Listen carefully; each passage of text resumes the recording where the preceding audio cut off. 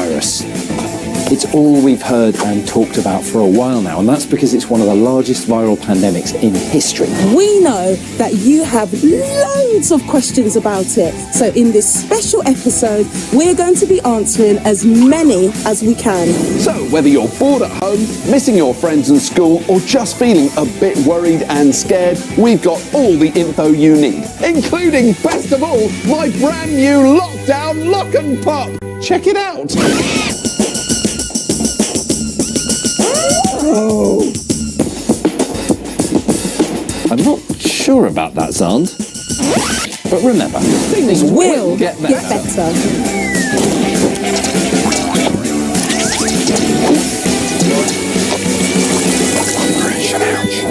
Over to you for our first question. So what is coronavirus and where did it come from?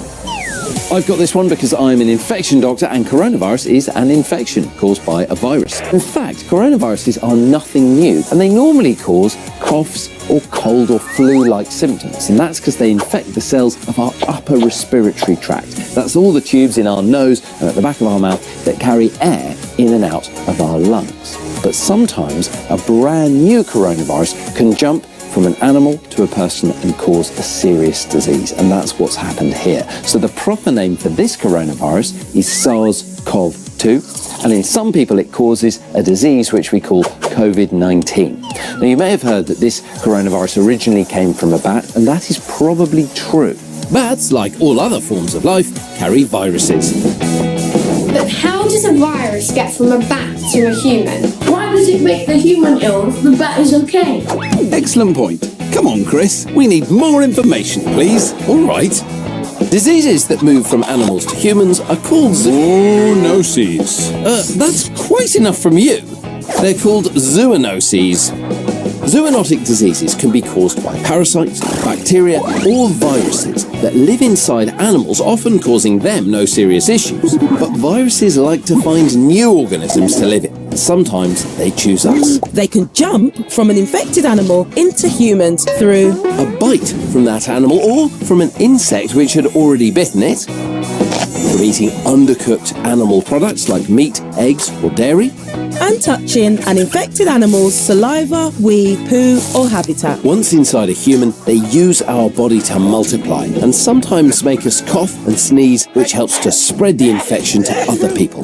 This is one of the reasons why it's so important to wash your hands if you've been touching or caring for animals. But jumps like this one are really, really rare. They happen when animals are kept in overcrowded conditions, when they're not treated well, or when we interfere with wild animals, and especially when we destroy their habitats. So if there's one important lesson to come out of this pandemic, it's that we need to treat our planet with the same respect that we treat our own bodies. Okay, next question, please. How do we slow the spread of the virus? I'll take this one. Now, it's important to start by saying that it is rare for children to have symptoms from coronavirus, but you could still carry the virus and infect other people. So understanding the lingo and what to do is vital. You've probably heard the phrases social distancing and self-isolation a lot, but what exactly do they mean? First up, social distancing. This was a measure introduced by the government in March 2020 to prevent the spread of the virus. People were asked to stay at home as much as possible and went outside to keep their distance from others. The idea is to keep people at least 2 meters apart, the same as 2 giant steps or 10 Mr. Grumbles. And this is because coronavirus is spread by droplets of saliva when you cough or talk. Sorry, Chris. Ew. So what do you do if you think you have it? Well, this is where self-isolation comes in, and it's different to social distancing. Self-isolation means you shouldn't leave your home at all because you're at risk of spreading the disease. What are the symptoms of coronavirus? Now, the symptoms of a coronavirus infection are a fever, that's a temperature of 37.8 degrees or above, or a persistent dry cough. And if you experience them, you should self-isolate immediately at home with your family. Everyone in your household should self-isolate for at least 14 days, as that's the period you might be infectious. Most people, after a week, start to feel much better, but occasionally symptoms can go on a bit longer. Here's my advice. If you're very short of breath, or you're feeling really unwell and you just can't cope, you can speak to a grown-up who can seek help on the 111 website or call 111, or if you need the help of the emergency services, call 999. Self-isolating and social distancing is a really important step in the fight against coronavirus. And so is staying at home. So what have you been doing to pass the time? During lockdown, I've been keeping myself active by doing morning PE lessons, here's sit-ups, running on the spot, and my favourite all... Nice work, Indy. I have been talking to my friends online. I've been drawing. I've been playing with my dog. Hello, Fengley. I've been doing pull-ups. 1, 2... Impressive, Meg. I also like to play computer games with my brother. Hi, Nabeel. While we've been at home, we made a rainbow that we cut out of a magazine and stuck it on our window. Lovely. What about you, Carlin? I've been drawing and mastering my craft, which is making comics. I love a doodle. To pass the time, I made a book about mice. Nice. Yoga and writing. Pretty busy then. Nothing you're missing about school? I miss my school friend so much. I miss my wife more than anyone. Your wife? I was not expecting that. We have been doing our schoolwork, drawing rainbows, planting seeds, going outside, trying to fight away a zombie. We need to fight the zombie. Zombies? Run! Great stuff, everybody. Now time for another question. Why does the coronavirus spread so easily? Why is the coronavirus so contagious? As you know, one of the main symptoms of coronavirus is a new continuous cough. This is an MRI scan of Chris coughing. But did you know a single cough can travel up to 60 miles an hour? But if a cough's that powerful, where does it go? And what's in it? Well, we're going to show you. We filmed this incredible cough experiment way before Dr. Zand had his beard. Just don't try anything you see here at home. It's time for competitive coughing. I've put plates full of a special scientific gunk called agar jelly on the faces Of human-sized models. So if any bacteria happen to land on any of our plates, they're going to multiply so much we can actually see them. Okay, Chris, you ready? Pretend coughing alert! 3, 2, 1, cough. We did two experiments, one where the plates were 10 centimetres away and another where they were 50 centimetres away. Well, all done. Not quite, Chris. I want you to take this agar plate and hold it in front of your face, and I'm going to cough on it. And this time, I'm going to cover my mouth with my elbow the way you're supposed to, and hopefully no germs should land on the plate. Okay, we'll just make sure you do it properly. And now we have to wait 5 days for the bacteria to grow. So let's check out the cutouts that were 50 centimetres away first. Oh, yuck! All these bacteria have grown into thick, furry, yucky blooms. Ugh. Well, let's have a look at mine. Ugh! They're even worse than Zand's. Now for the cutouts that were only 10 centimetres away. Oh, this is even worse. There's loads of furry stuff in here. Let's have a look at mine. Ugh! There's a huge bacterial splat in the middle of the plate. I must have coughed up a lot of saliva with that one. So this is like coughing into someone's face when they're right next to you. And that's bad news for them when you realise that the average cough has 20,000 viruses in it. Finally, the one where I covered my mouth. Ugh! 2 bacterial colonies. I knew you hadn't covered your mouth properly. But clearly a lot better. So, there you have it. You should always cover your mouth when you cough. If you don't, not only could it reach the person next to you, but it could travel a lot further. How long do you think the coronavirus can live on surfaces? Is it A, several minutes, B, several hours, or C, several days? I think the coronavirus can last on surfaces for several days. Several days. To several days. What's the answer, Rongs? It's C! This lot was spot on. The answer is several days, although it can depend on the surface and conditions. Wow, that's right. And that is why it is so important to wash your hands thoroughly and regularly with soap and water. Don't believe me? Well, it sounds to me like it. It's time for investigation. Ouch. Oi, that's my line. Now, this is an investigation I carried out before social distancing was introduced. Every single day, your hands come into contact with all sorts of things, picking up a lot of bacteria along the way. There are harmless bacteria on your hands, but your hands also play a crucial role in spreading illness. In fact, 4 out of every 5 illnesses are spread using your hands. Washing your hands before you eat and after you go to the loo is very important. To demonstrate why, I gathered a range of handprints on a special jelly to show what bacteria are on people's hands when they are unwashed, washed with water, and finally washed with soap and water. What about a nice clean high five? Our samples were then sent to the lab and put in an incubator set at 37 degrees where they grew for 48 hours. Keeping an eye on the batch was virologist Rhiannon Lowe. So Rhiannon, what have we got here? Okay, these are the plates that haven't been washed. So we've got normal skin flora that we've been growing up. So we've got lots of Staphylococcus species, we've got Streptococcus species. And that's kind of exactly what you would expect from a regular hand. This is normal hand flora. You can see the 4 fingers and you can see the thumb. Check out these furry fellas. So these are bacteria that you might find on your hands after not washing your hands after going to the toilet. Okay. So there will be fecal bacteria. Yep, that means poo. And these bacteria can cause food poisoning. So can we have a look at the next lot then? Yeah. A lot of people don't wash their thumb very well at all. So your thumb tends to have a lot more bacteria on them. There were still definite handprints here. It's clear that water alone doesn't do much. What about number 3 then? Number 3, let's take a look. Squeaky clean. Well, almost. It's just a few sporadic colonies. It just goes to show that using soap when you wash your hands is so much better. And as every spot we see here could also represent a coronavirus, remember to wash your hands before you eat or touch your face, As it's a great way of protecting you from getting sick.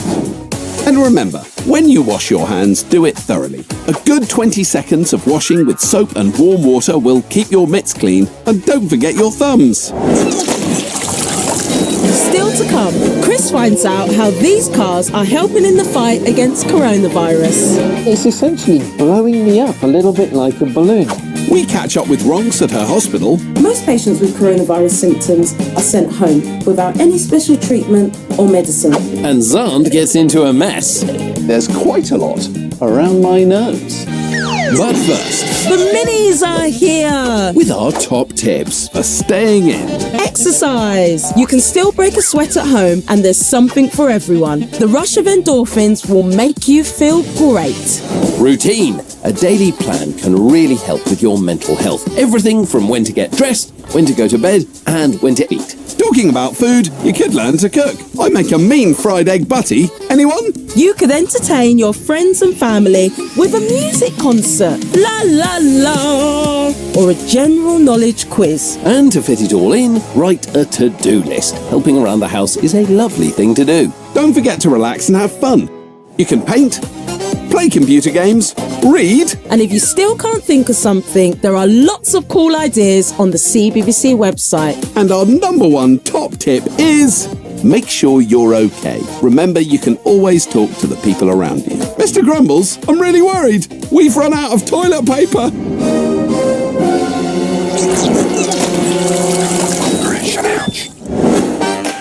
What if despite your best efforts you do get the virus? What does the virus do?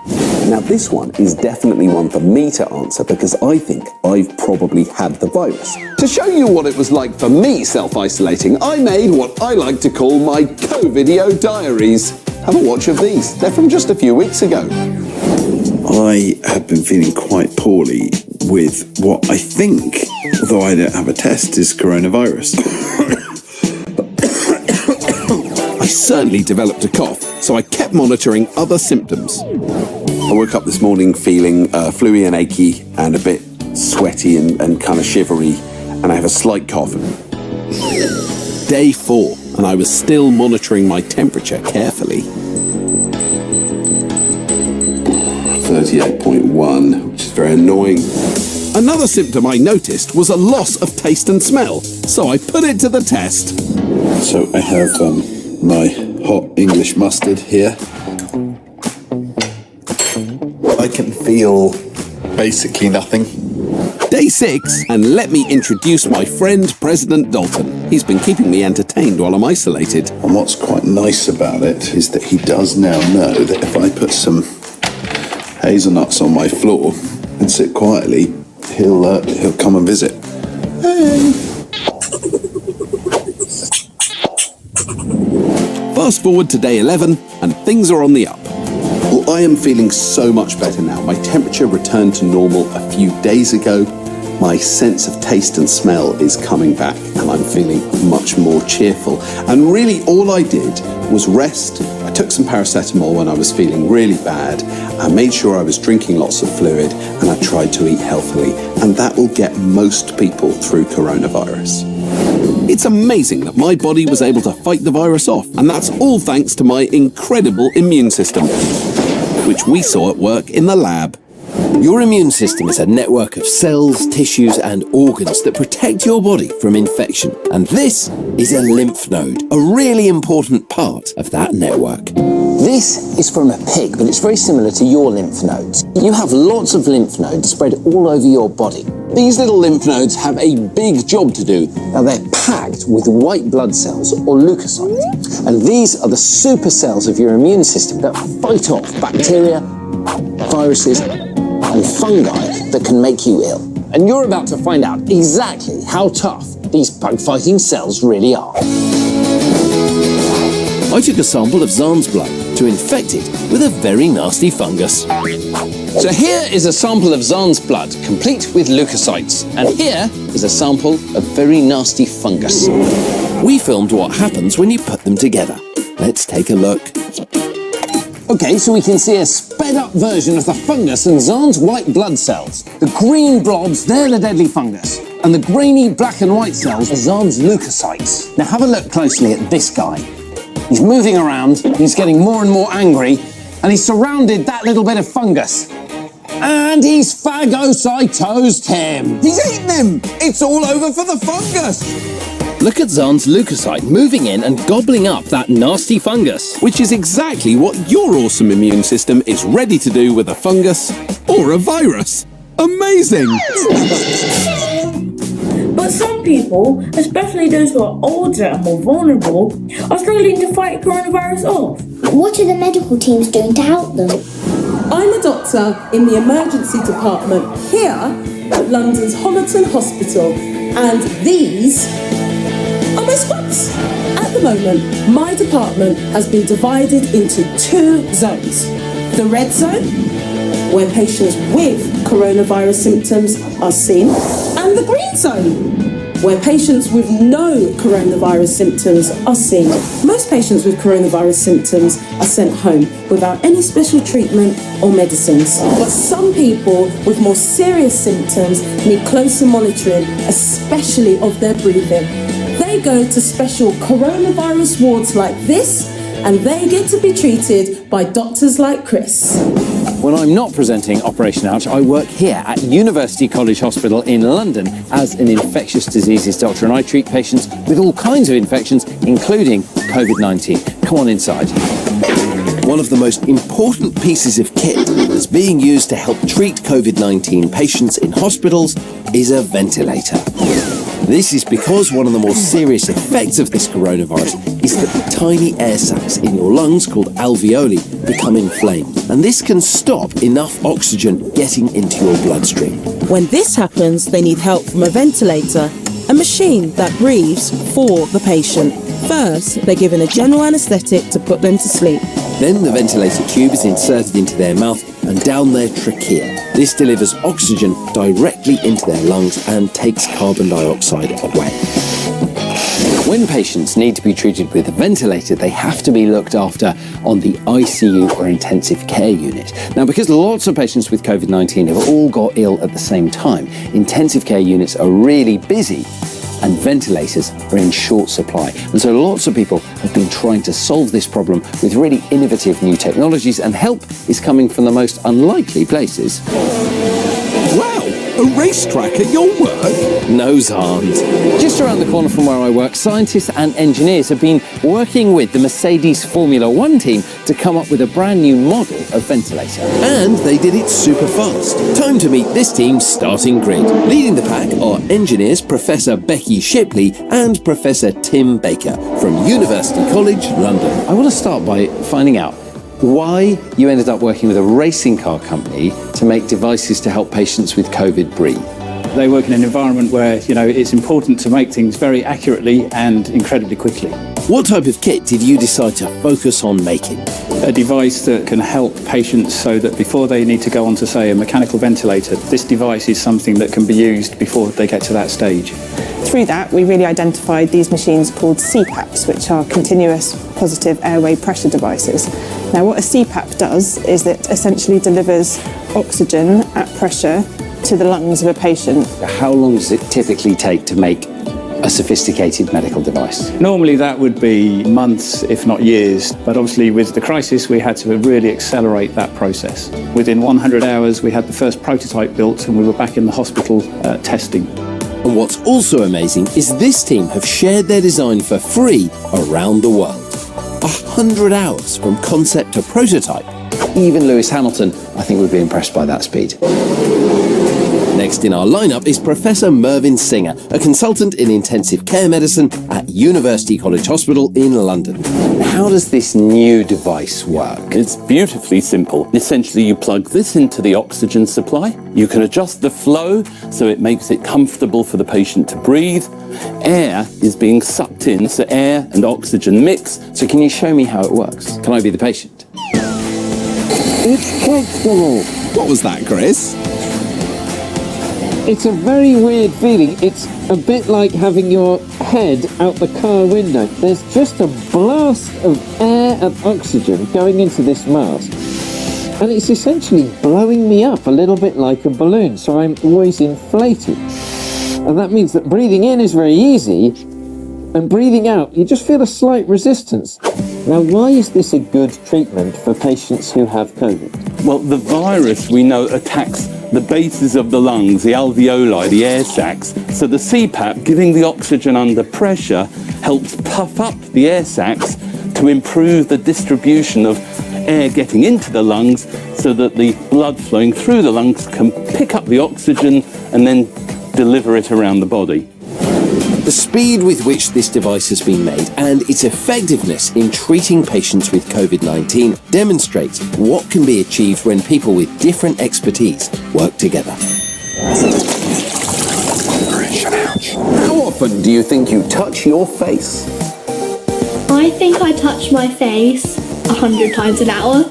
I think I touch my face about 3 or 4 times a day. I think I touch my face 2 times a day. I think I touch my face a lot of times in a day. Thanks everyone, there's some great guesses there. I don't have any idea how often I actually do it. So, it's time for an experiment! We can't see viruses like coronavirus with our eyes, but what if we could? Well, I've got this powder, and unlike bacteria and viruses, when you shine a black light on it, it glows! Now I'm going to put some of this UV powder on my hands and see if I can resist touching my face for an entire day. Our eyes, nose and mouth are gateways for viruses to enter the body. So touching our face can spread them from our hands. And it seems you touch your face a lot, Zant. I highly doubt that. Time to get the results with my trusty black light, and I must say I am feeling pretty confident. I think I barely touched my face at all. Here we go. Well, I must say, I'm a little disappointed at this. I seem to have got it absolutely everywhere. It looks like I've touched my face maybe 20 or 30 times instead. This is how viruses spread, and I must say there's quite a lot around my nose. But why do we do it so much? The skin on our heads, our faces and our necks contains nerve endings. And this may be why we're prone to scratching and touching this sensitive area. This is why we're being told that the most effective way of stopping this virus is washing your hands thoroughly and regularly for at least 20 seconds. You can even try doing my viral dance for 20 seconds. We do the soap dance, we do the soap dance. Moving on, son. How does this nasty virus ever stop? Thanks, Teddy. All around the world, scientists are working really hard to find a vaccine for this new coronavirus. In the UK, there are two main groups working on the project. There's one at Oxford University, and there is another group based right here in this lab at Imperial College in London. There's one man coordinating it all, and that's this guy, Professor Robin Shattuck, head of mucosal infection and immunity, or as I like to call him, the vaccine guru. And he's breaking all of the usual vaccine-making rules. An infectious disease like a virus is similar to a burglar who's found exactly the right spanner to break into your cell's security system and infect them. Got you. When normally making a vaccine, scientists try to work out how the spanner works and then inject a weakened version of the virus so your immune system can create an antibody. What's different about the approach that you're taking? Instead of using a virus as our vaccine, we're taking the genetic code for that protein that sits on the surface of the virus. Viruses are strands of genetic material wrapped up in a protein shell. They don't have the ability to reproduce themselves. Instead, they hijack healthy cells to create identical copies. The team here are using the genetic code or instruction for this process and injecting that into human muscles. You inject that into the muscle, it goes into the cells, and the cells suddenly get this instruction which says, make this viral protein. And the immune system goes, wow, that's foreign, that's an invader, we'll make antibodies against that protein. You're priming the immune system and saying, if you ever see this, it's dangerous, you need to attack it and kill it dead. How close are you to developing a vaccine that can be used in people? So we're a few months away from starting human trials, but those trials will take a while because we have to prove that the vaccine actually works and is safe. It will take a period of 12 to 18 months before the vaccine is widely available.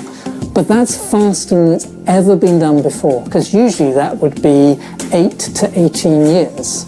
What's changed is the technology, and that's all around using nucleic acid, so gene-based technology. Are you in a race with all the other scientists to generate a vaccine? We are competing in a race, but really the more people who cross the finishing line and develop vaccines, the more vaccines that are going to be available globally. So that's, it's a race where we want as many people to complete rather than just betting on one winner. What I've witnessed in this lab is unlike anything that's ever happened before in human history. This is the fastest ever development of a vaccine for use in human beings.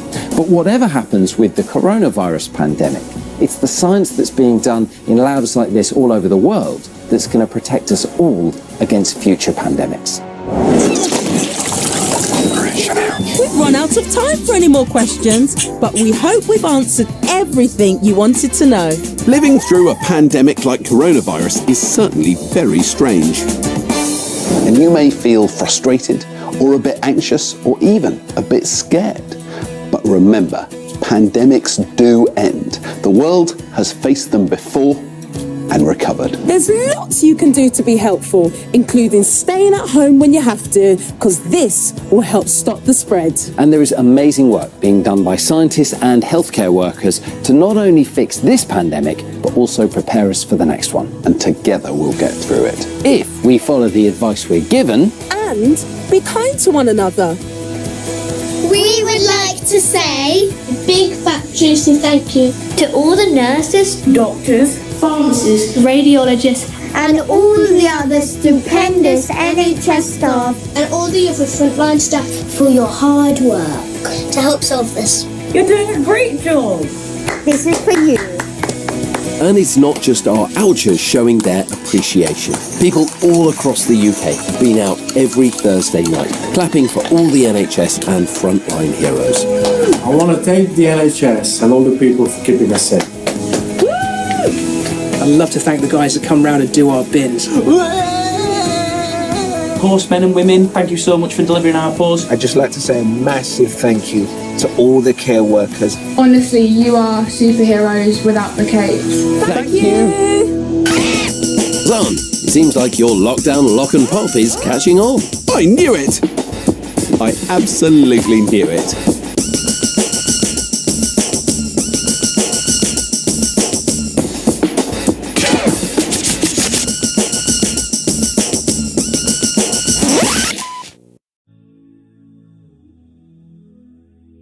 I've been waiting, I've been hurting, 'cause I've been falling, I need your help. My heart is breaking, so tired of crying. Lord, I'm calling, I need your help.